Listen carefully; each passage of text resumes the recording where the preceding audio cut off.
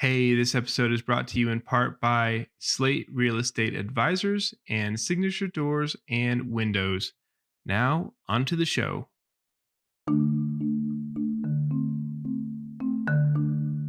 I'm there sleeping in the desert and I'm going to studio classes. I feel like everyone else is so far ahead of where I am kind of walking into that. And I'm doing dishes after dinner, in there. And I didn't even have a proper sleeping bag. It was so cold in the desert at nights. My first couple nights were so cold. I had to run down to the store and buy a sleeping bag so I could just be comfortable at night. I mean, it was a pretty steep transition for sure. Hi. Hello. Hello. Hello. Hello. Hello, and welcome to Architecting. Hi, welcome to Architecting. I'm Rebecca Wagner here with the host, Adam Wagner. Hey, Adam. Who's on the podcast today? Hey, we have Christian Butler on the podcast today. What do you know about this guy? Not a whole lot. Some really nice houses. Mm-hmm. That's about it. Mm-hmm. Yeah. He was sort of a mysterious guy that I'd been wanting to get to know for a while. And I was able to connect. Let's see. So this was 3 Fridays ago. Okay. What were we doing? Oh, I don't know. It's been a whirlwind. Architecture high school camps? Yeah, Architecture High School camp. It was the final day. Oh, right. I had scheduled this interview to be recorded at the University of Colorado a few hours before the final crit. Against my recommendation, mind you. Your strong recommendation, yeah. And the students were getting their projects ready to go. And then we got an alert that there's some threat on the campus and the whole campus was shut down. Mm-hmm. So we were trying to figure out, we had reviewers coming in, trying to figure out what was going on with them, what was going on with the students. And then I was trying to figure out about this interview and what to do. And it all worked out. But yeah, all the students were safe and got sent home. Right. And it was a very anticlimactic ending to the camp. Mm-hmm. But... yeah, so I was sort of panicking, trying to figure out where to record this. And Christian said, just come over to my house. And it turned into this day of chaos. And then I step off the street into his house that he designed and developed. And it was just this Zen garden of tranquility and just such a beautiful space, well-considered space, bright and quiet and just well-designed. And he just took me down into his basement and we went to his optimized, designed listening room and we just listened to music and then had this long interview. And was able to kind of really get to know him better and just really enjoyed this conversation diving in. A guy who really came to architecture pretty late in his career and went to a different school, went to Taliesin and had a very different experience there. And then has just kind of plotted his own course for his career and really just worked for himself and developed his own projects and making beautiful stuff. Worked for himself the whole time? Yeah, he's had a few mentors, but I don't think he's really worked for any firms. Wow. Yeah. But yeah, has plotted his own course and kind of like us, graduated in the recession of 2009 and had to pivot. But I almost feel like he would have done this anyway. Whenever he graduated, he has a vision, it seems like, and he doesn't seem to be scared of those things most of us are scared of. But so he shares some of the answers here. Nice. Cool. I'm looking forward to it. Yeah, I was too. And he did not disappoint. Awesome. Thanks. Enjoy. But hey, today's episode is sponsored by Slate Real Estate Advisors, and we have Slate's co-founder, Jorgen Jensen, here to tell us more about their company. Thanks, Adam. Slate is a residential real estate brokerage created for design-conscious buyers, sellers, and developers. We do have an office in Lower Highlands. We've been here for 6 years. We're currently located at the corner of 17th and Central Street. At Slate, our passion has always been to connect people to exceptional living spaces. We are driven by design and the opportunity we have to enhance the quality of our built environment, local communities, and the lives of our clients. And I really love how engaged Slate is with our Colorado design community.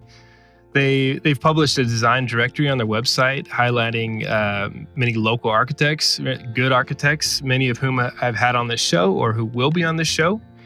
They've launched an art space in their office called Nook. It's Denver's smallest art gallery as a platform for engaging the local art community and hosting events. And they published the Slate Edition, a digital newsletter where they highlight some of the people, spaces, and places that they find most inspiring, both locally and globally. We're glad to have them as a partner here on the show and look forward to more of what they do. Check them out at slaterea.com.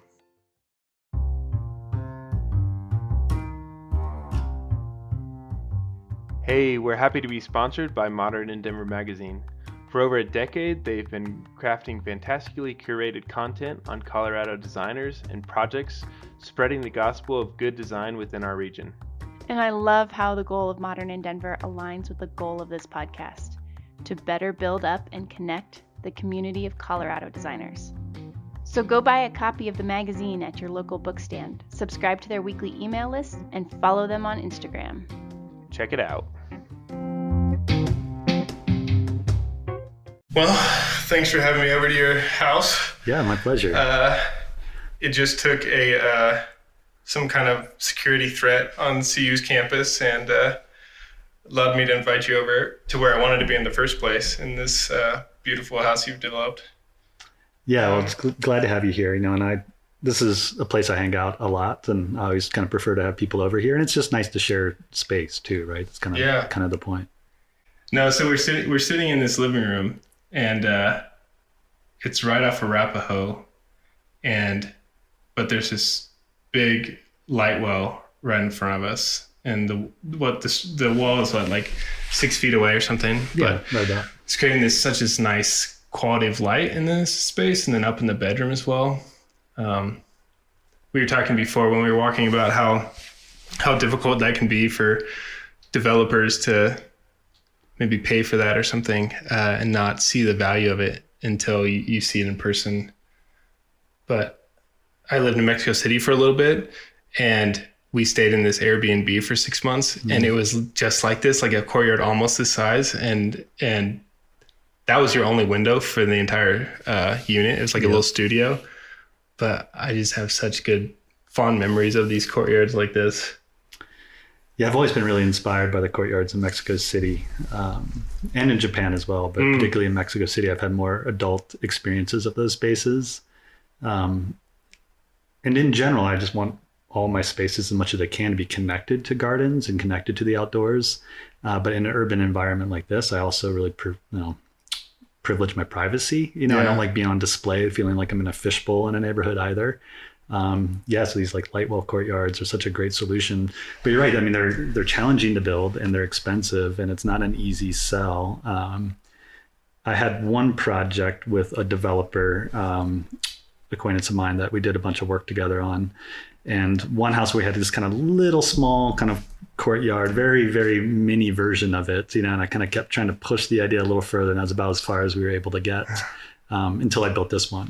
One of the benefits of developing and building it myself is you got to kind of make those prioritizations that don't always make sense if you're only looking at it from a financial end. Yeah. It seems like you have to sort of force that in a way, right? To prove it, and if you can't, then you have to do it yourself. But yeah, I mean, I think that's true so often in architecture in general, right? I mean, it's like you have an idea, but if it's difficult to translate that visceral experience, the kind of quality that you're going to get post-production, and when you get a large, expense tagged to it, and it's not coming out of your pocketbook, right? Like you can understand why a client could be real hesitant, to want to, take that risk. But all the more reason why I've really enjoyed doing my own development work is because I get to kind of put my money where my mouth is. So put my money behind my ideas, and for better, for worse, right? I got to live with the consequences. Right.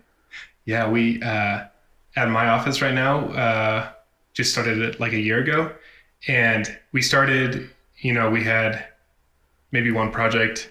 We had more time. We had all these theoretical ideas about houses and things, and we started one up, and it's kind of the idea of like reinterpreting a ranch style home and like thinking about enclosing the private and making it more private and opening the open more open. And then like, and it's just this horizontal slab that has all these courtyards that punch through, sort of the same idea. And it was like, okay, yeah, if we could do whatever, this is what it would be, and we just need to show that. And so we started it, and then we got more projects, and there's no time. And like, finally we're almost done with it after like a year, and it's getting rendered right now. And it's, nice. It's like beautiful, but it'd be interesting to see, we can show it, but if we're not developing it, it still takes someone to take that hook to try to do it, or that's the nature of the game for sure. Right. Because it takes all these different parties to get together to manifest an idea, to create a space. And if any one of them aren't having it, right, then it doesn't move forward. Yeah. Yeah. So have you thought about that weird question I asked of who are you in 2 sentences? Cause is that some of it? Yeah, it's an abstract question for sure to be able to boil it down. But, I think at its basics, I am a curious explorer that finds a lot of joy in creating beauty and manifesting ideas and sharing them with others. Nice. I've been thinking of you as like this sort of like mysterious architecture wizard that I've like been hearing so much about, but I never see and you don't hear from, but everybody's like telling me about you, and I'm like, if I can get that guy to talk to me on the podcast, I'll be doing pretty well. It's like, so I'm pretty happy here, but so that idea. So yeah, have you always been that way? That sort of curious creator, where'd that come from? Yeah, I think it's been developing over time, for sure. I've definitely been curious for a long time, kind of tapping into more of the creative side, like the design side, and manifesting and really prioritizing creativity in my own life came really more in adulthood than in childhood. But in hindsight, it feels like there was this progression, right? Like I couldn't be here without going through all these other steps that kind of got me to arrive. But I really didn't start even considering architecture until I was about, 28, 29, or really? 27, right in there.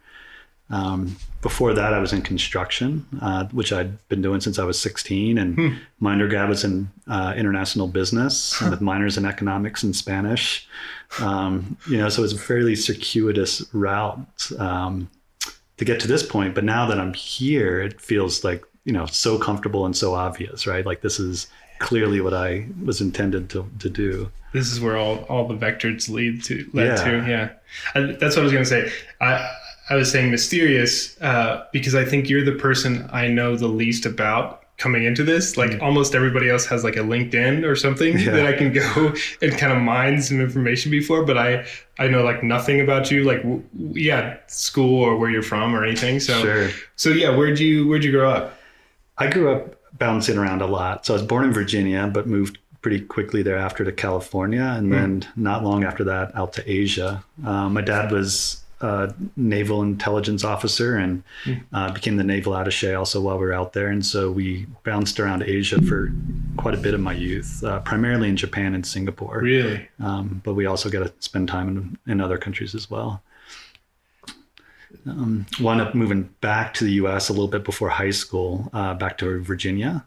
And that's where I was until I graduated high school. And then I've been in North Carolina, moved to Costa Rica for a while, Arizona, Wisconsin, Colorado twice, Mexico. So a lot of nomadic travels.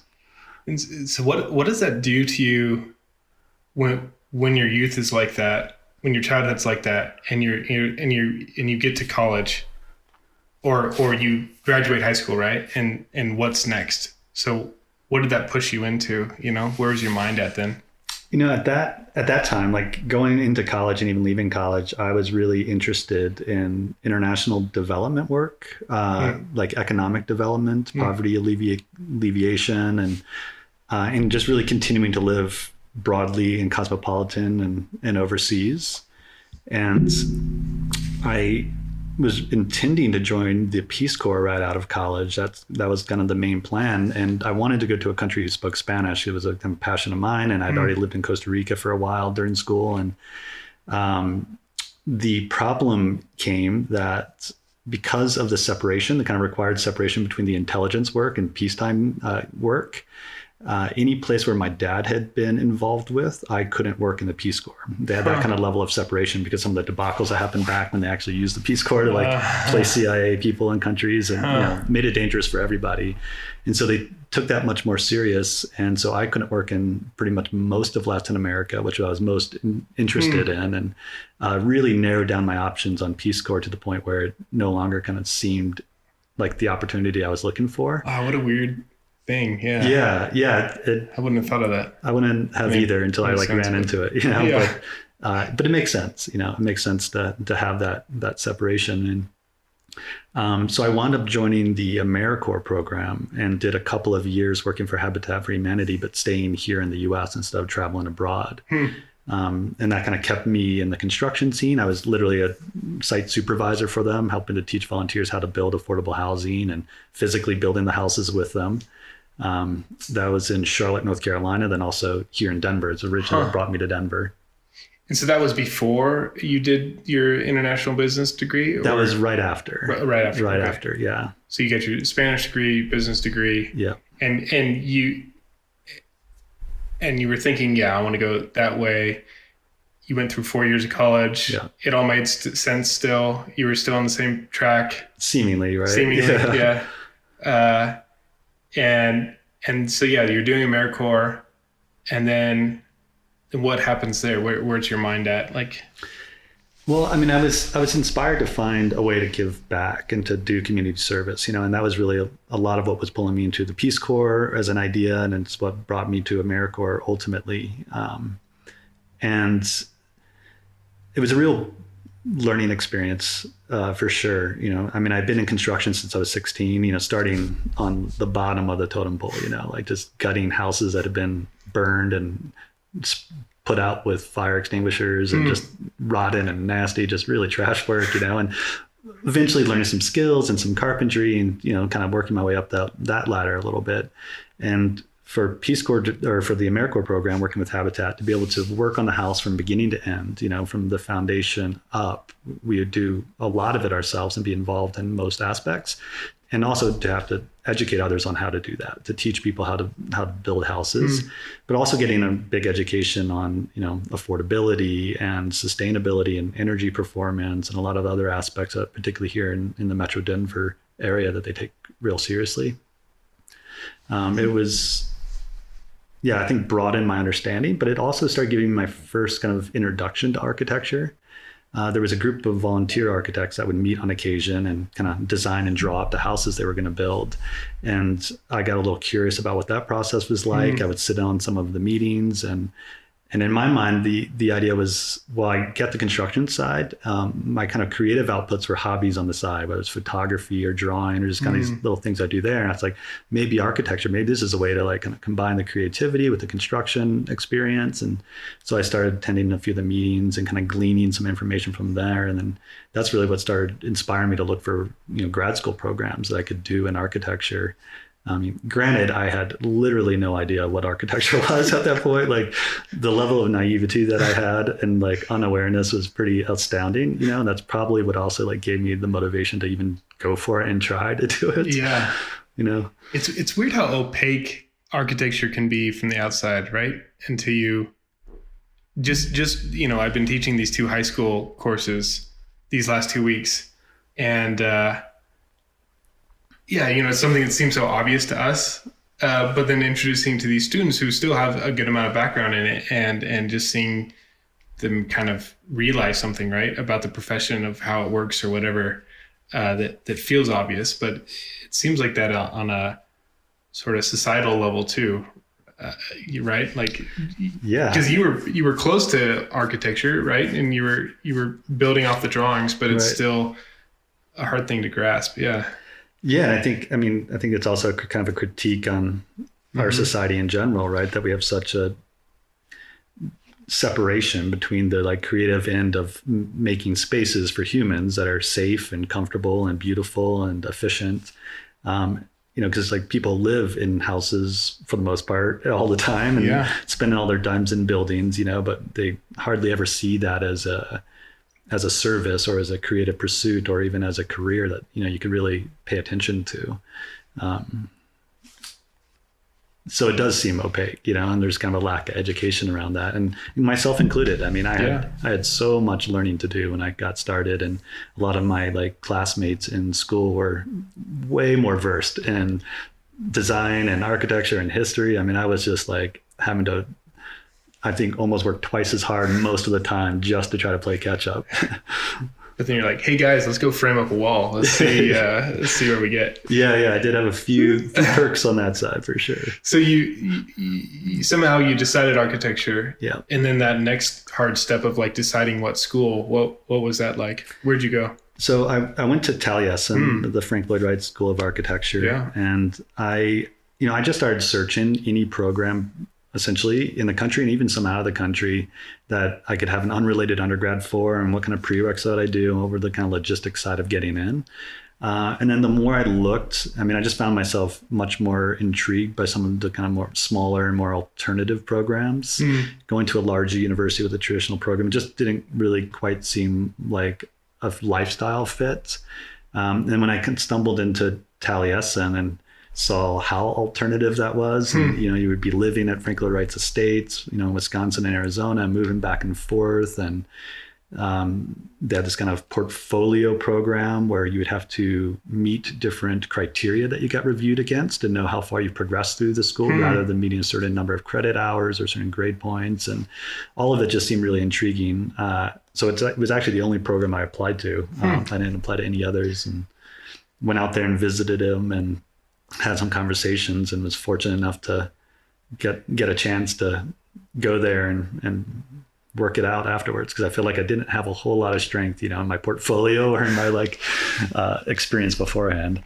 Yeah. But I feel like, just in doing this podcast, that's pretty unique, well, I guess, especially with undergrad, most people kind of fall into a school, grad school, it's a little more chosen, but you like really researched it and figured out that one place that was right for you, right? And that's how it felt. Yeah. And so when you got there, was it what you expected it would be, like architecture in general, or? No, I'm not sure what my expectations were. I almost wish I had written them down because I think it would be amusing to go back and read them at this point. But no, it wasn't what I expected. Like for one, it was kind of this rolling admission there. It wasn't like all these people started. It was a really small program. I think when I arrived, there was 12 of us in the program, undergrad and grad combined. In the entire program? In the entire program. Wow. Yeah. Maybe it was up to 16 at that point, if that, but very small. And also in this case, you're living there full time, you're living on the campus. So it's a community, you've even got some responsibilities, like some chores to help in the kitchen or help around the facilities, once or twice a week.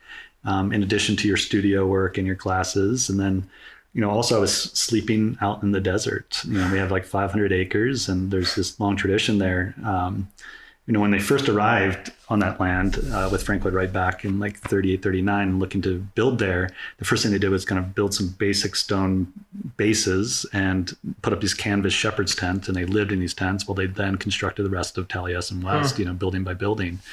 And so kind of the tradition grew such that some of the more senior students can design their own little shelter space, typically less than 100 square feet, usually pretty rustic, no power, no water, kind of like a shelter literally out in the desert.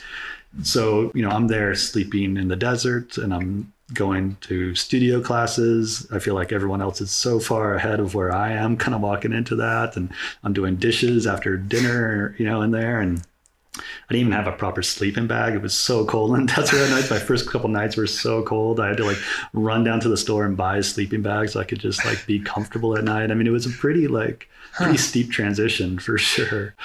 So I don't know what I expected, but I don't think I quite had that vision either. So who were, how many, so if there's only 16 students, 12 students, what was the faculty like there? Who was teaching, and what was the kind of structure of the classes and things? I'm not always the best at remembering all the details of that stuff. A lot of times the past for me just kind of becomes this blurred thing that feels like a dream. But there was a handful of faculty, and we have studio work. We'd have an engineer that taught structures. We'd have someone that worked on software on the drafting side. But then there's also some kind of general humanities type courses too, writing. I remember that one, for example. And then there's this kind of project they would call the box project. And that would be your season long, whether it's the winter season when we're in Arizona, or the summer season when we're up in Wisconsin. And you would create the idea for this project, and you would have a faculty mentor on there that would need to approve it. And you'd work all season long on that project. I guess it would be kind of like a studio project for a lot of places. And then at the end of that season, you'd all present the work. And that's where you could have a little more self-guidedness, but also kind of direct your education towards these kind of criteria that you're being judged against if you weren't getting some of those areas taken care of in the general coursework. And then what you'd also have to do each season is create this portfolio. So, we had these criteria, I forget, I think there was 32 of them. Wow. And each one had a level from 1 to 3. And depending on whether you're getting your undergrad or your master's, you had to achieve a certain level in each one of those categories. And each one of those kind of has a definition about what it means to achieve that level. So at the end of the season, you take all the work you did in your classes, all the things you just learned on your independent studies, you take your box project, and you have to distill that into this portfolio that you would then hand over. And you would have to rate yourself on each of those categories where you think you got. And you would hand it over to this kind of faculty review staff and board, and they would all read it and review it, and they would kind of determine where you did get to. And then you'd have a discussion over that, and you kind of a resolution, and then that's where you would kind of start your next season on that basis. Okay, you've achieved a 1 here and a 3 here and a 0 here. And interesting. You tried to go for this category, but we don't feel like it met the standards. So you still got to keep working on it. It's a very kind of learn by doing, kind of prove your point afterwards rather than kind of taking a test, right? You'd have to distill your experiences and then translate it towards that criteria for them. Yeah. What was the box project? So the box project, it's essentially just a studio project, and the further along in your studies, the more complex it could get. But it could be, a design of a house could be one, for example, or maybe it's like a community center that focuses on these specific problems. The reason it got named the box project is because there was this tradition when Frank Lloyd Wright was still alive that they would literally design a box for Frank Lloyd Wright for his birthday, I believe it was, if I'm not mistaken. And it would be this kind of intricate object that a couple of students would take on and really prioritize it. And then other people would make things and put it in the box for Frank Lloyd Wright. And they'd hand that over to him as this kind of gift. And he would open up and analyze the box and make comments and look at the drawings or works that were inside the box and make critiques and comments as well on that, And so that's like the linguistic lineage that translated eventually into essentially, which is like our studio long self-guided project. Yeah. Interesting. Did you just feel his presence there? Was it, was it for sure? Yeah. You can't miss it. One, just being in those buildings, and they weren't just any building, right? These are his homes, the places where he lived and worked, and the studios. And so that sense of history was all over it. But also because, when I got there, there were still a handful of individuals that got accepted by Frank Lloyd Wright into the program and worked under him for a few years before he passed away. And they were still there living and working in this kind of community space. So there was this really direct sense of lineage.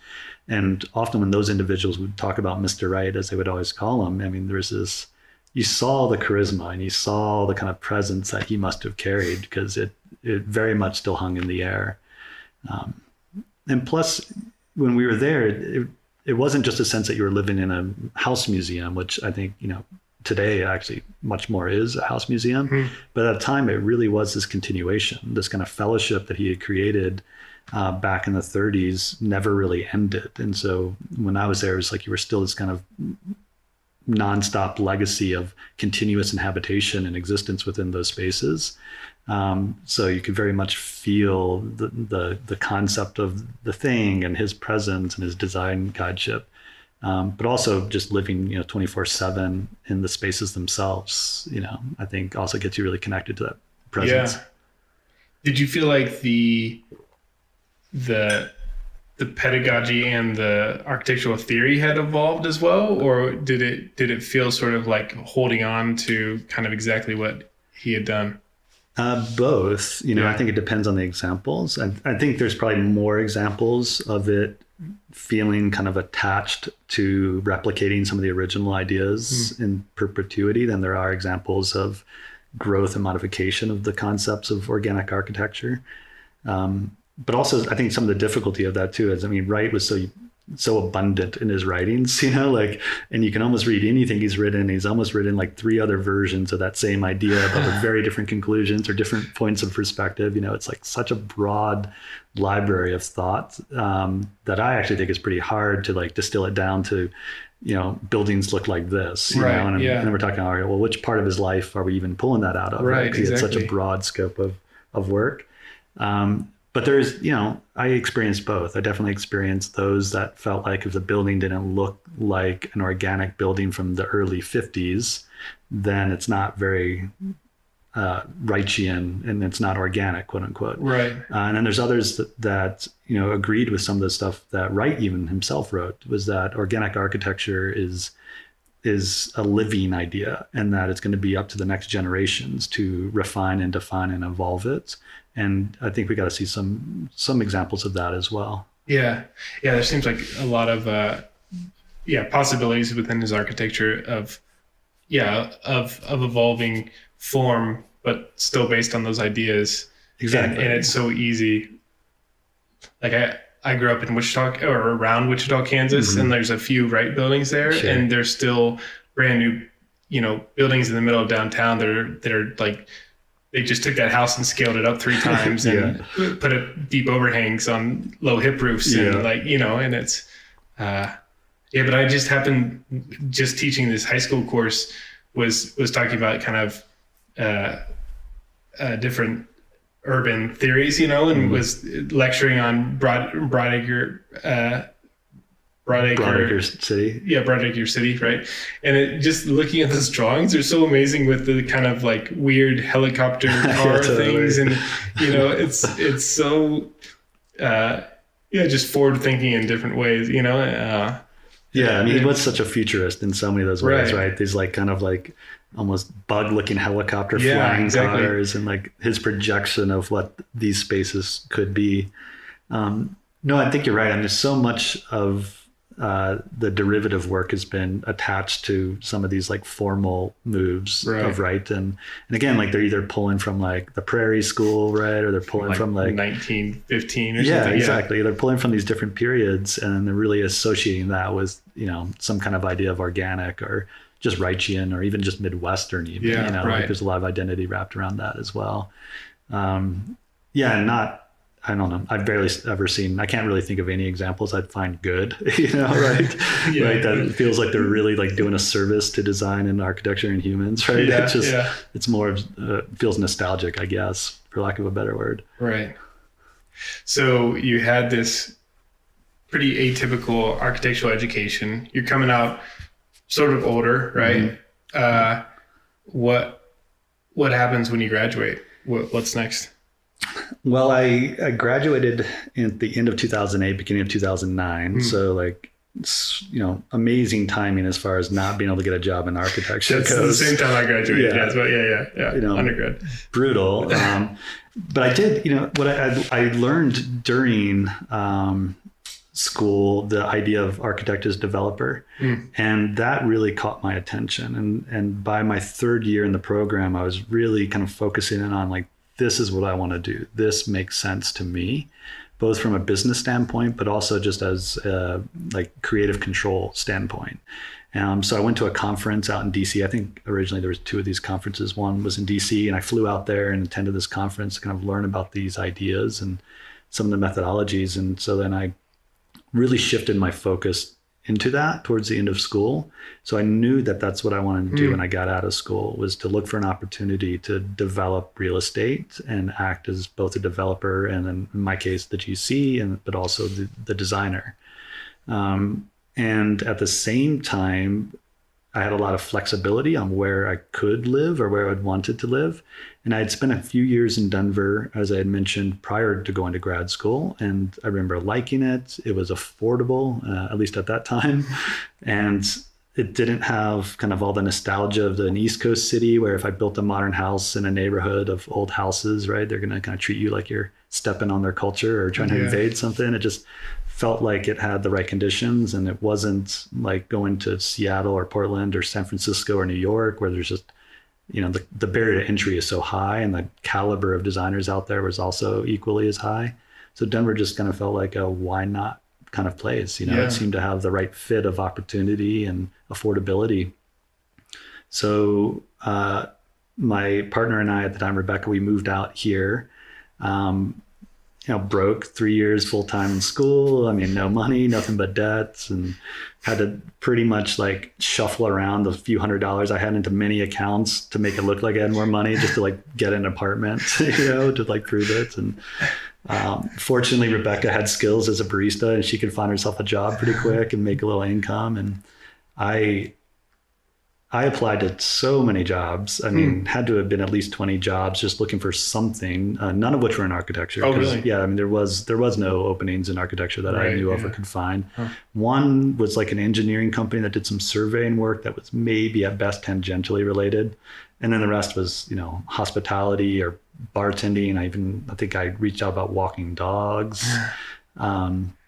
I think I got one no thank you letter, and that was about it. Like, not even a response from any of them. You're like, but have you heard of Frank Lloyd Wright? Like, come on, I can do it. Oh yeah, I made a box for him. Come on, hire me to walk your dog. No one quite seemed to care at January 2009. Oh man. It was tough, and we moved into this apartment. We needed some furniture, and as a graduation gift, I'd actually received like a $200 gift certificate to Home Depot. And so we needed to build some furniture. So I designed up some furniture, went and bought some birch plywood, and kind of designed up some objects where I could make a few pieces. But working on them was not very conducive in our apartment. So I wound up reaching out to a friend and acquaintance, a man who used to volunteer at Habitat for Humanity when I worked there. And I knew he had a wood shop, and he was kind of a hobbyist. And so I reached out to ask him if I could use time in his wood shop. And he was kind enough to agree, Jim Tate, and he was reluctant from what I learned. He doesn't really let people in his wood shop. He was hesitant, but he would meet me there, and he would work on his project, and I would work on my project. And I wound up building the kind of 3 pieces, like a bookshelf, a coffee table, and what was it? Some other piece.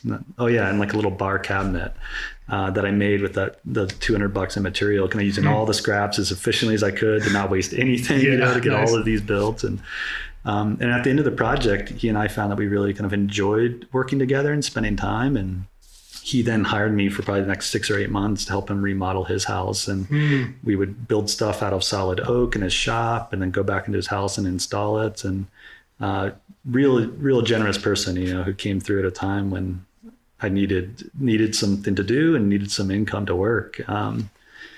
And fortunately, kind of in that period, a project that I had worked on in grad school that had gotten pretty well published and won some nice awards, got a little bit of traction, and a client wound up calling me from Oregon, and they were interested in having a kind of a version of that project on their property.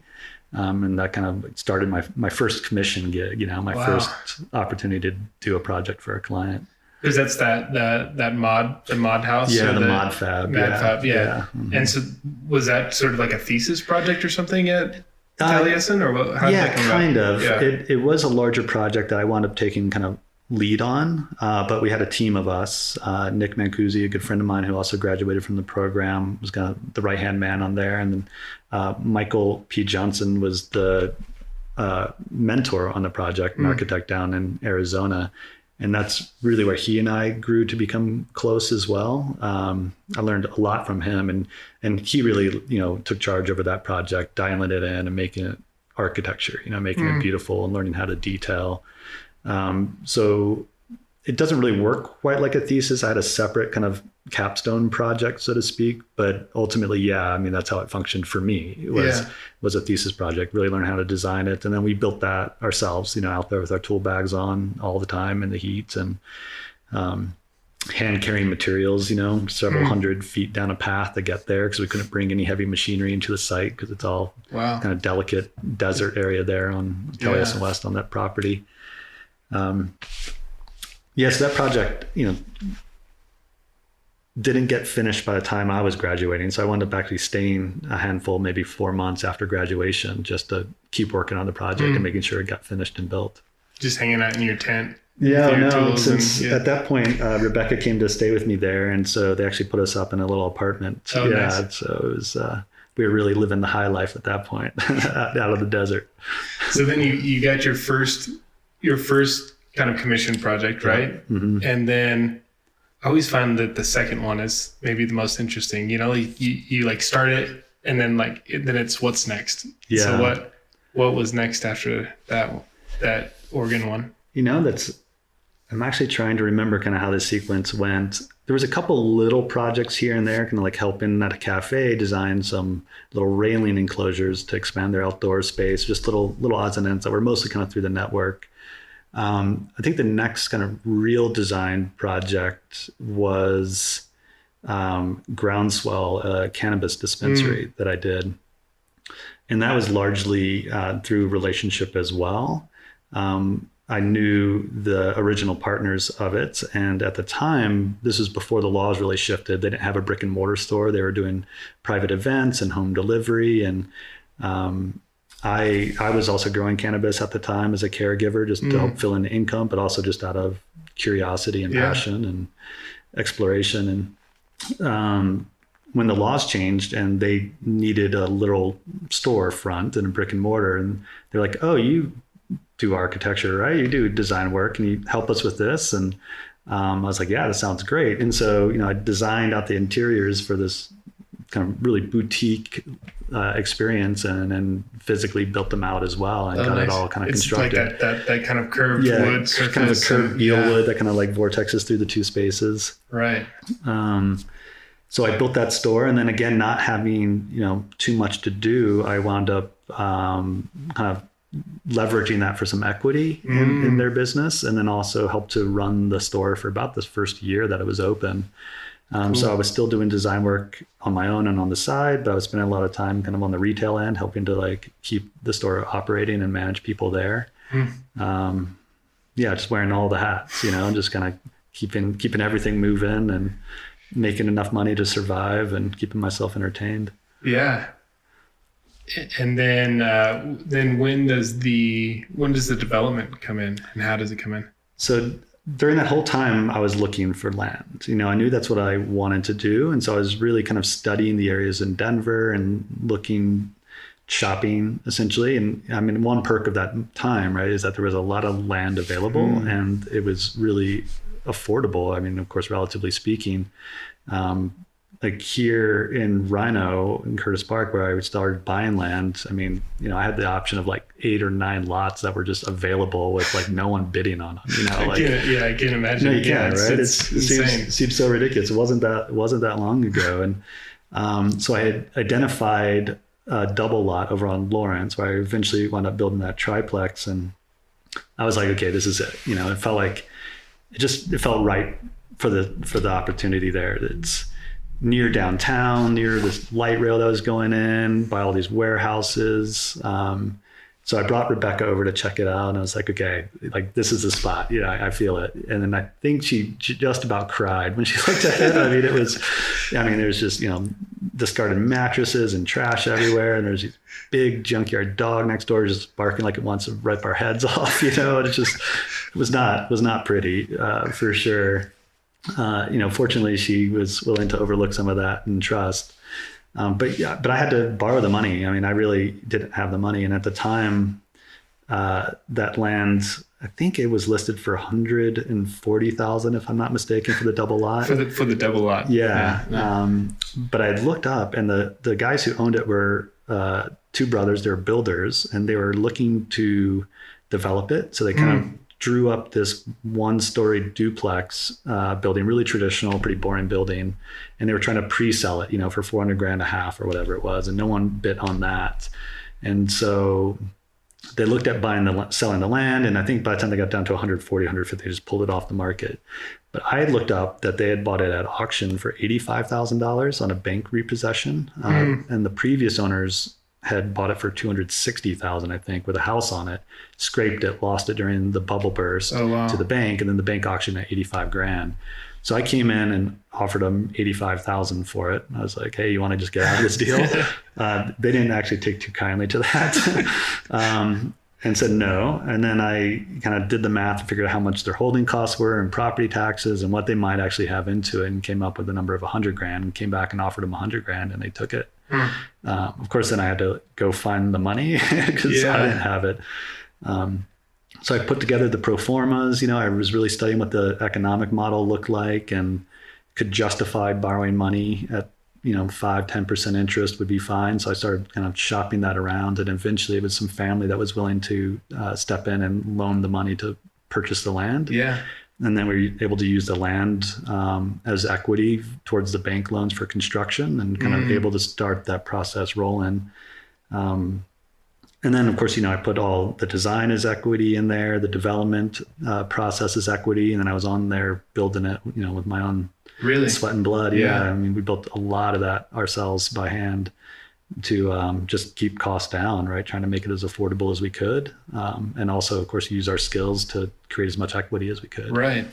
And did most of that knowledge come from your undergrad degree? Like the putting together pro forma and stuff like that? Or? I mean, I think it gave me a basis for understanding the language, and definitely kind of maybe a business mindset. But a lot of that I really had to learn kind of on my own. Once I started looking at this idea of architect as developer with Jonathan Siegel. He was the architect there out of San Diego that really, pioneered that path, one of a couple. And, I was literally just studying his pro formas that I got at that conference and breaking them down and rebuilding them in spreadsheets and just trying to figure out how they worked, and reading development handbooks and just, gobbling up as much information as I could. But I didn't really have anyone teaching me per se, right? So it was very much a kind of learning as I went. Yeah.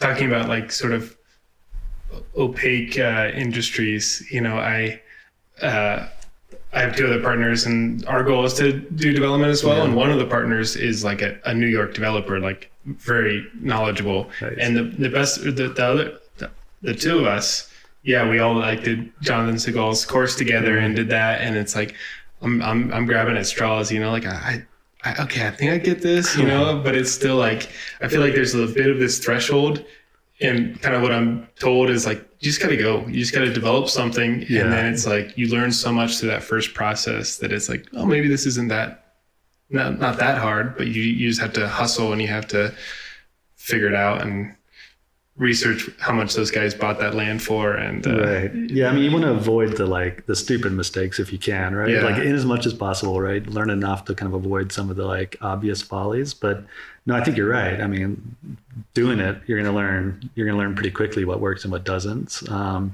even for me, it's like every project is a refinement, it's always based on the last one, both, of course, from a design sense, like what worked and what didn't, but also on the construction, also on the financial end.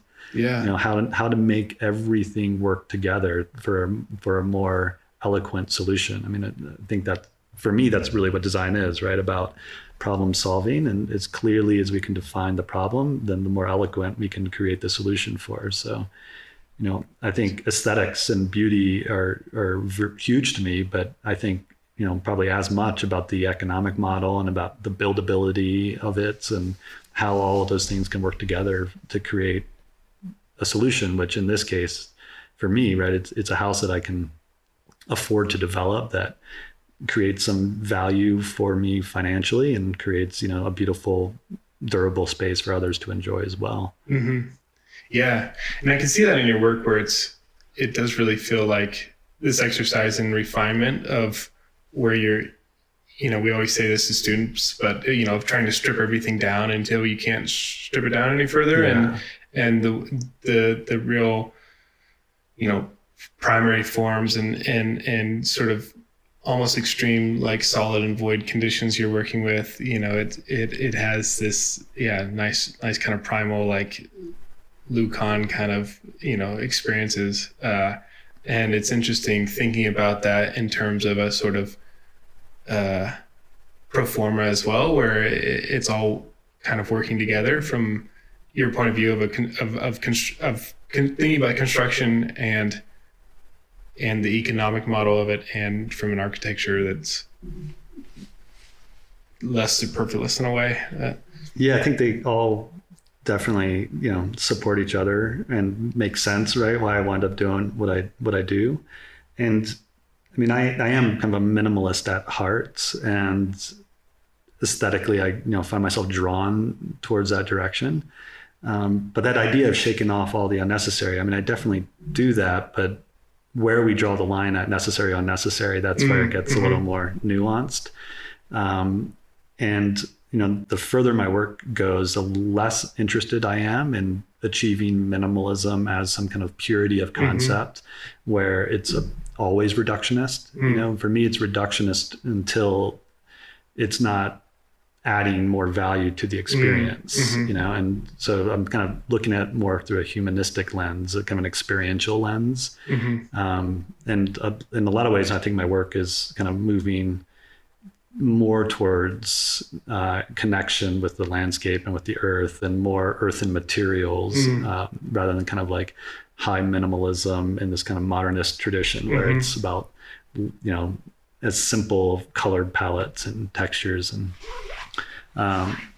so it's a balance there, but you're right. Like I still, even when I'm thinking purely on an aesthetic experience of space, it's hard for me to divorce the idea of like, well, how do you build it? Or like, or what's that going to cost? And so I always have those elements kind of playing against each other, but at certain periods of the process, then I'll prioritize one over the others, right? And really make it a study of, okay, we better understand what this is going to do financially, or there's periods of time where I'm like, okay, now we're going to be building this. Let's make sure we've thought this thing through. Or other periods of time, I'm really kind of staying on the kind of aesthetic and experiential nature of space. And ideally they all kind of harmonize, and by acting as a developer, I also get to make choices where I can prioritize certain experiences over the economics, where if I can still make the economics work, it's not always my goal to maximize profits. I like to maximize the experience while making the profit sustainable and workable, so I can kind of rejudge how much any of those criteria get to have the loudest voice at any point. Yeah. And you're thinking less in terms of, I need to maximize this square footage for the per square foot sale price. And so I can't do this courtyard in front because it's wasting space, but it's about the overall experience of the value of the experience, and less the value of sort of the rote way of thinking of more area or something. And at the same time, I do want to make that a conscious choice rather than a whoops kind of choice. So I try to like understand the cause and effect of that choice, and like know what that's going to do and how that limits my valuations that the bank are going to give me or whatever it is, and then make the choice that I want to make, but with as much clarity as I can give it. I mean, of course, there's always unknowns, right? So, but with each project, you get a little better at kind of understanding the cause and effect of those choices. Yeah. So let's talk about, I like that idea that of how your work is evolving, and how'd you phrase it? Sort of getting closer to kind of nature, or So what's an example of that, of some of your recent work that's sort of evolving in that way? Well, I've taken a bit of a break. And so the most recent work is all kind of in process right now, whether it's in design and or permitting currently. And I think there'll be a fairly large step between some of the projects that were done, 3-4 years ago compared to that. But progressively, the projects still look too tied to the landscape. I mean, that's always what I've been doing. And most of my projects have been also really urban. Some of the projects that I have coming up have a lot more space around them. And so I'll also be able to play with different relationships and how a building gets sited and how it connects to the land. Doing a development with 2 partners for a spec home up in Aspen that I'm, solely in charge of the design and managing the construction end of that, but I'm on the overall development team as well. And on that project, we're using rammed earth that we're sourcing from quarries, near Aspen. Oh, wow. Big, beautiful courtyard landscapes. Every room's got a private courtyard essentially to it. Big white oak flooring that we're putting in there. You should look at using the Denison, Doug fir, not oak. But 16-inch wide by 40-foot big planks of wood and really beautiful earth kind of grounded materials, but still very much in like a minimal perspective of not putting, anything that's not really enhancing that experience and allowing the simplicity of the daylight to be seen, giving space for good art to have breathing room to be recognized and having things like the fireplace, really anchor the room. And again, just kind of creating these blurred boundaries where you're always getting views back into the landscape, whether it's the public spaces that are there to be shared and you can see people hanging out, or these more intimate kind of gardens, reserved for the bedrooms and some of the other more reflective areas. So yeah, I think, I guess like JC Buck was telling me, I first heard about you through him, and then meeting up with Hunter Leggett and hearing about you. And yeah, it's interesting that this path you've taken where it's, at least in the way you're explaining it, it's almost like this minimal path where you've taken advantage of every opportunity so well, of like coming out and like needing to build furniture and then like getting a job based on that, or like doing that house in school and getting a job based on that, and like doing the dispensary and like doing that, and then just going right into your development. And it's such a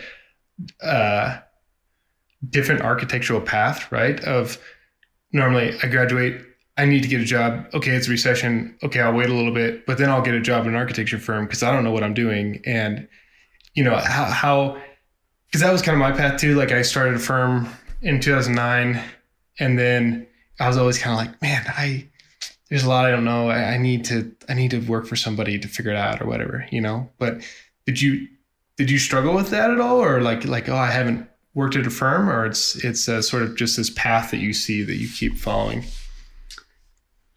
Well, I definitely had struggles in not knowing what I was doing and having to like work it out in process. And a lot of times I felt like I was having to reinvent the wheel, right? Instead of going to work at a firm and getting a lot of that kind of direct education that can happen that way. Right. That being said, I've had a continued relationship with my mentor, Michael Johnson, down in Arizona, and he's always been really generous with his time and knowledge and understandings. And I've had people I can ask questions on. And I'm also pretty good just studier. I like to learn and I'm curious, and I have kind of an appetite to go out there and educate myself when I feel like there's things I don't know. That being said, the traditional path never looked enticing to me. It just didn't feel like a lifestyle that I wanted to live. And so I knew I was going to kind of be going my own entrepreneurial way. And I think, but to the broader point is I look at it like my biggest design project is my life. Like I'm trying to create a life that I love, doing things that I enjoy doing and have some meaning and some connection and purpose to it. And I see work as one of those kind of aspects that support my life. Clearly there's the financial end. Being broke is no fun. That's for sure. That being said, I don't need all the money either. Like there's enough to sustain a beautiful life that is sufficient for me. I enjoy creative outputs. I find having projects to look forward to and to work towards and be excited about is a really energizing and fulfilling aspect. But I also like to hang out with my friends and cook a beautiful meal. And I like to go travel and explore, go out dancing. And I really don't kind of prioritize any of those that much over the others. I kind of see them all as working together. And so when I imagine the life I want to live, I also was looking for how to use my creativity and how to use these skills in design to work towards those goals the most. Yeah. And a traditional job in a firm where I'm having to put in too many hours and be underpaid so often and wait for this opportunity to kind of like climb through the ranks and eventually get my licensure and eventually split off and do my things just felt kind of like a grueling path to get there. So looking at like the design development model where I could create buildings that I really believe in, that I'm excited about, that I can manifest with my hands. And then also, create an economic model that could sustain better, instead of getting a fee for service or a paycheck. Yeah. I create passive income that just kind of keeps on paying over time and helps to like mitigate the shifts in the economy. And I could slowly just kind of add and build to that portfolio, specifically with the goal of not having to make income generation the like primary deciding factor on whether or not I'm going to work or what kind of projects I'm going to work at. So, as much as I could divorce those, I thought it would give me more creative freedom and more creative prowess. So that was kind of always that intention from the beginning. And it's still, an evolution, right? Like it's still, you kind of take a few steps forward and reevaluate and readjust and realign. But I know I'll be living kind of a traditional path because it suits how I find pleasure. Yeah, man, you're living the dream. I mean, from an architectural standpoint, that design develop model is, it's sweeping everybody right now, right? Like it seems to make sense. That next step of figuring out how to do it, it seems like the big step. But yeah, a lot of people are doing it and doing it well. And it's great to have, those kind of like pioneers that are like sharing that information and that education.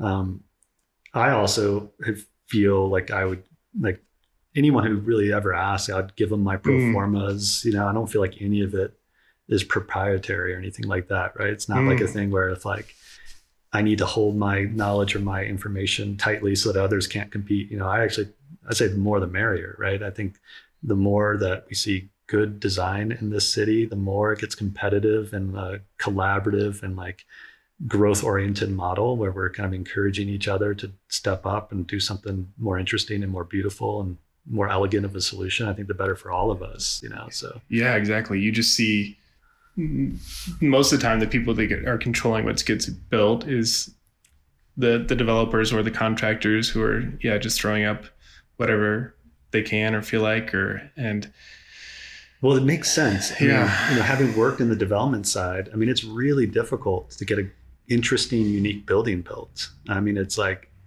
you're working against the codes a lot of times. You're working against the expectations of the bank. You're working against the expectations of clients. I mean, it's like, unless you are willing to literally just like push that boulder up that hill and keep pushing against the resistance, it's not going to happen. And the reason we see so many mediocre buildings getting built over and over again is because it's the path of least resistance. It's like the GCs have built 10 like it before. They can guarantee the pricing pretty strong. The banks have financed ones like that before. So they're happy to do it again. And it's easy to get through the code because it's just kind of following the kind of minimum standards right through the line. And we've, as a society, have created these rules. And that's the elegant solution right now, unfortunately, right? And that's why we just keep seeing them over and over and over again. So it's hard to be the designer who's trying to stand up and say, no, we need to do this better, right? And they're all saying, well, this works, right? So like, it's almost like we also have to look at the system as a whole, why we keep allowing like mediocre buildings to be the obvious solution, like how we can shape it to require more and expect more. Well, it's probably also some of that opaqueness of architecture that we talked about, right? Of the sort of knowledge base of the normal consumer has never seen a house like this, right? Doesn't know what they could expect, or kind of gets sort of like the supply side versus demand side, right? Like if people aren't asking for it, then they're not going to give it to them. But if they don't know that they could ask for it, if they don't know it exists, right? Yeah. I mean, so how many developments have you done in Denver's? So you had your first triplex. Yes, did the triplex. And then I did these 2 houses on Arapahoe. So I developed both the houses, one of which I sold, and then I kept the other as, our primary house. And then the next project was over on High Street. I partnered with guy Connor Howley and his father. He had been building for me on several of my projects. And so the last project there on High Street, and we also designed and built the same house over on Gaylord, a couple blocks away over in Cole. That one was a development of mine, but also largely an opportunity to kind of get some friends into houses. I mean, as we know, Denver is just getting more and more expensive, and the barrier to entry is getting quite high, especially for first-time homeowners. Yeah. So with this one, I allowed them to put some money in on the land that I also put money in on. And then I contributed the design as equity, and Connor GC'd the projects, and we worked on building them together, and he could create a lot of equity there. And with his family support, was able to get one of the houses that he could keep for he and his wife and their now young children. And then I kept one of the houses in Carriage Houses and rented that out. And then the third one over on Gaylord was for my friend Don Novak, who's my business partner in the cannabis businesses. We started the dispensary together, and they're still doing work in that space. And, I'm largely hands off in there, but still have an interest in the business. And, he's dedicated so much of his time into growing the cannabis side and getting real estate for that property, and hadn't really gotten in a place for himself to live. So we were finally able to get him one as well. So those are really my three projects here in town. And then the canvas houses, you did those too, right? I did those just on the design side. Design side, yeah. So Nathan Beal with St. Bernard Properties was a developer, and he and I have done a handful of projects together. And so I designed those actually in partnership with my mentor, Michael Johnson. He came up and I offered this opportunity if he wanted to come to visit in Denver, and just any excuse really just to have him come up and learn from him and see how he would tackle some of these designs and issues. And so he and our friend Nick Mancusi, they flew up and we worked on those designs together. But from the development side, that was all Nathan Beal. So he built those and sold those, and that was really his deal. So you talk about like this idea of having to push the boulder up the hill, right? Of trying to get better architecture. So do you plan on continuing this business model of developing these, 2-3 homes, or not? Can you not do that in Denver anymore? Well, I think it's really difficult in Denver right now. Single family or even up to like 5 units. It's really expensive. Materials are difficult. Labor's up. The costs have all risen even more quickly than the prices have risen, unfortunately, and prices have risen so fast where it makes it pretty inaccessible for a lot of people, but the cost of even doing them is in some cases growing even faster. So the margins are getting real tight. I love the idea of continuing to do development work and contributing to the kind of urbanscape of Denver as well. I'm going to take some time and wait to see what the economy's doing and how things shake out before I find some other opportunities. But there might also be opportunity to scale it up a little bit and do something a little larger. So I'm developing this house in Aspen, but it's a single family house, but it's a pretty significant house and a lot of money. It'll be quite high price when it does sell. But it's a very different market up there too. Right. Different kinds of construction, different kinds of margins as well. So, I'll be pushing that one forward over the next several years.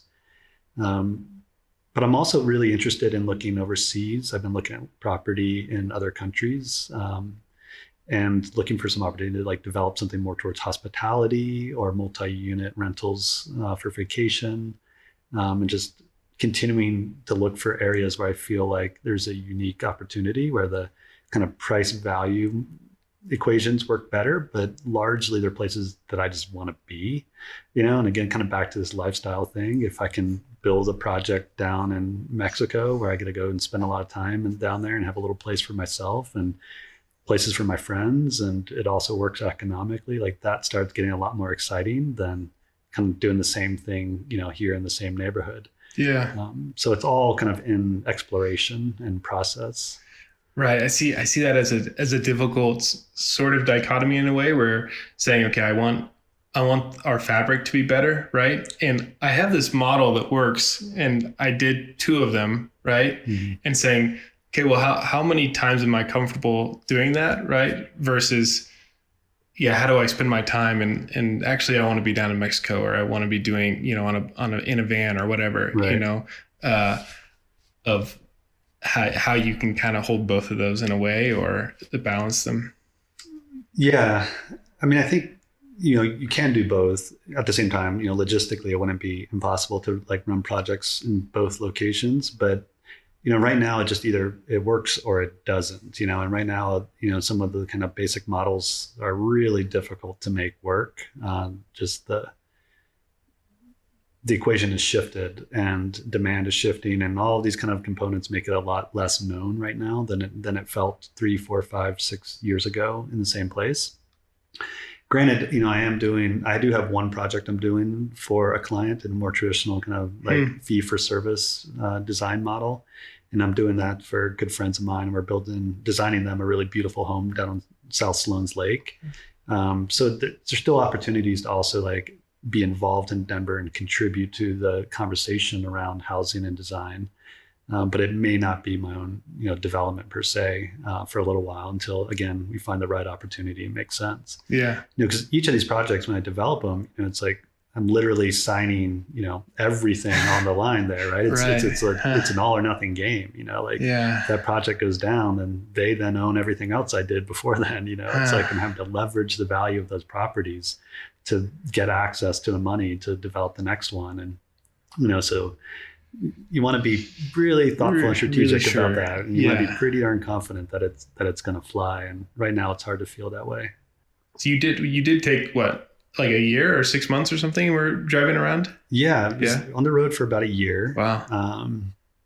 Was that right during COVID or? Yeah, during COVID. Let's see. Left a year ago, Thanksgiving. Is that it? No. Yeah. A year ago, Thanksgiving. So we hit the road around November, and, it was Rebecca and I, we rented out our house for the year, able to make a little income with that. And actually it was my intention to just not have any work for a period of time there. But this project in Aspen kind of started a conversation shortly before I was leaving, and great fit, beautiful opportunity, good partners. And so it's too good to not do. And I was excited to be able to take that on the road with me. So that felt great. I spent several months kind of bouncing around through Colorado and out to California and Arizona, New Mexico, and then wound up going down into Mexico via Baja and did the whole Baja coast over a series of months. Wow. And, posted up at southern Baja, kind of between Todos Santos and the East Cape, doing some surfing down there, and took the ferry across to the mainland and explored over to San Miguel de Allende and through Tequila and down back to the coast to Zihuatanejo, and then traveled up the coast, kind of eventually making my way back up towards Colorado, posted up in Aspen for a little while to touch base on the project and get out of the rainy season in Mexico, which, was difficult in a van with 2 adults and 2 dogs. When it's raining every day, it gets logistically a little difficult. Yeah. So escaped up to the mountains in Aspen for a little bit, and then wound up having to kind of pivot unexpectedly. I was actually planning on going back to Mexico and continuing the travels. And Rebecca, she got into grad school, which has been a long time coming, like a big passion for her. And the intent was probably to start in a year or, sometime later. But the program at Naropa was like, we've got one spot available. You could start in 2 weeks. Oh, wow. She jumped on it excitedly. And so then we had to really quickly figure out how to logistically make that work, So we wound up staying down in Boulder for a few months and got her in school, and then transitioned back down into Denver. So it was a very much on the fly process. And then, I got to Denver, and as soon as I kind of reappeared here, some people kind of started approaching me like, "Oh, hey, you're back. I've got this idea for this project. Are you interested?" And I started saying yes to things. And the next thing I know, I'm like, I'm working again. I'm having to like hire people, and I'm like, oh, wait a minute. It's just got like all of a sudden. I'm supposed to be in Mexico. What's going on? It felt that way. It's taken me a little bit to kind of like readjust and reacclimatize. But now I'm excited. I've got great projects. It feels good to be back in the city. It's great to be connected with my community of friends and all the support that I feel here. And so I'm working it out. But yeah, it's a little bit of a slow roll when you're kind of used to sleeping on a beach surfing and getting back into the workflow. Yeah, that's interesting. I was going to ask how it affected you when you came back, but then you got hit. Like there's just people waiting at your door with the Modern Denver magazine with you on the cover saying, "Yeah, we've been waiting. Come back. Yeah, I'm gonna have to." Yeah, not too much, but enough to like fill my schedule pretty quick for sure. Right. And so what does that community look like for you here? I mean, you've been here, like what, 13 years, something like that, and seen it change a lot, I assume. And yeah, this is by far the longest I've ever lived anywhere. I mean, like I was saying earlier, I grew up bouncing around, and typically we would move every 4 years, kind of at the latest. And for a long time, I always had that 4-year itch. After about 4 years in a place, I was ready to go and explore somewhere new. And I feel like I landed in Denver and blinked, and 12 years passed by. I just got real busy on these projects, and these kind of things take a while, right? As you know, and it's been in the last couple of years, I think I've really realized some of the value of staying put. I've got really beautiful friends, people that have known me for a long time, people that I know. You get reputation through your work, you get access, you develop relationships professionally, all of these things that really make me feel connected to Denver. And also having kind of grown my practice and my career here, makes me feel dedicated to it in a way too, right? Where there's like, it's given me so much that there's a lot that I want to be able to get back to it. Yeah. And that's all pretty like new understandings for me. It's not things I grew up with, but they're things I'm really learning to appreciate. So even as I kind of continue to explore the ideas of living internationally and splitting my time between places, I really see Denver as like home base, a place where I'm going to invest in and spend time and have my community. And then, also probably look to spend some time in other places that fulfill some of the sides of me that Denver doesn't. Yeah. So do you have a sense of sort of that end goal? Does it wrap back around to that whatever 18-year-old that's was trying to get into Peace Corps, or like, what do you know where the path kind of leads in the little further future? Yeah, I mean, I have ideas, a lot of which are kind of being re-envisioned actively now. I mean, for me, it's as much about, it's the journey really, right? Is the goal to have a beautiful journey more than kind of arriving to some destination down the line. But I want to spend time in beautiful places. I want to share it with people that I love. I want to enjoy the land that it is. I want to eat great food. I want to live in really beautiful spaces. I want to have fun gatherings. And I'm looking for opportunities to do that wherever I can. And I find myself drawn to some other like geographical locations. I'd love to spend some time on the beach, and there's other countries that I find really inspiring as well from some cultural aspects, like in Spain, for example, or even in Mexico. And I could see myself living and working in those places, but the goal is going to be similarly, where I want to have creative output, right? I want to like shape spaces, and I want to share them with others, and just kind of make, as much use of the time that I have while I have it, and then die just like the rest of us, Yeah. So just kind of live that journey. Yeah. Well, yeah, I just appreciate you being here. I guess like just this, just creating very meaningful, inspiring work, and being a different sort of model for the profession, right? It's pretty easy to get directed into the certain narrow flow of the profession and of thinking of this is how you have to do it, and I see that in a lot of students, but of just showing that there's this other way you can do architecture and do a firm and create good work and balance life, right? It's so easy to get unbalanced, but I think you'd say that's kind, for sure. And like I said, it's a active process, right? It's like you take the feedback and you kind of grow from it and kind of decide what to do at that point.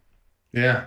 Well, thanks again for on the fly having me over to this nice space, and happy to. It's been a good Friday afternoon. So you're welcome anytime. Come back and hang out. Will do. Yeah. So thanks for being on. My pleasure. Thanks. You can visit architecting.com, that's architect-ing.com, to see images from this week's guest. And please rate and review the show wherever you listen to podcasts. Have a great week and keep connecting. Yo, Alexa, play the Plug podcast. My boy Rudolph enjoys an immersive audio experience. Do you feel me? Ho, ho, ho! With Echo Studio, we can listen to any podcast or song from Amazon Music, Apple Podcasts, Spotify, and others. Click the link in this episode description. Santa, check out my podcast. Damn, even the Grinch has a podcast. Merry Christmas, ho! Ho, ho!